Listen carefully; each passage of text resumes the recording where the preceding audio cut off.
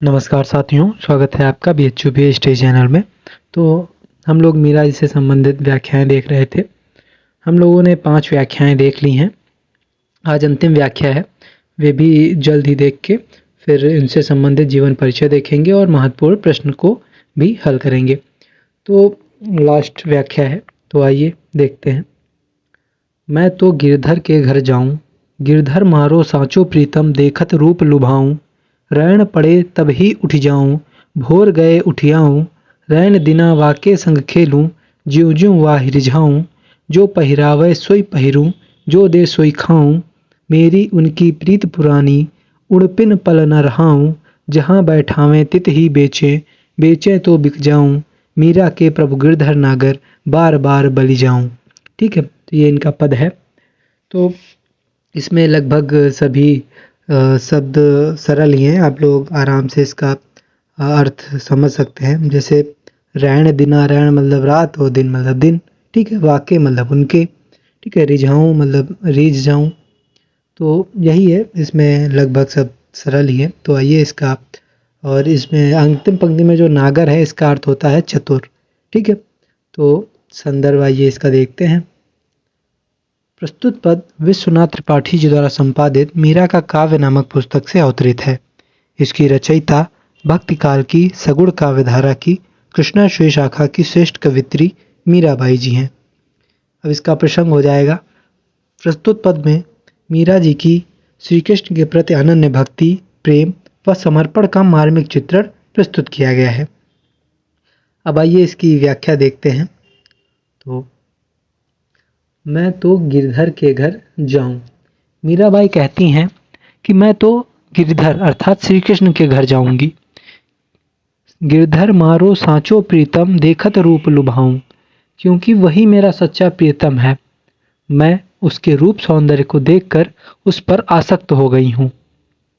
रैन पड़े तब ही उठ जाऊं, भोर गए उठियाऊं। रात होते ही मैं उसके घर चली जाती हूँ और सवेरा होने पर मैं उसके यहाँ से वापस आ जाती हूँ। रैन दिना वाके संग खेलूं, ज्यों ज्यों वाहि रिझाऊं। मैं रात दिन उसके साथ खेलती हूँ और जैसे तैसे करके उनको प्रसन्न करने का प्रयास करती हूँ। जो पहिरावे सोई पहिरूं, जो दे सोई खाऊं।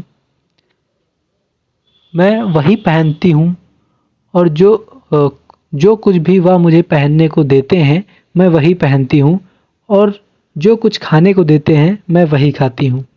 ठीक है, मेरी उनकी प्रीत पुरानी, उणबिन पल न रहाऊं। मेरा और उनका प्रेम बहुत पुराना है, मैं उनके बिना एक पल भी नहीं रह सकती। जहाँ बैठावें तित ही बेचें, बेचें तो बिक जाऊं। मीरा के प्रभु गिरधर नागर, बार बार बलि जाऊं।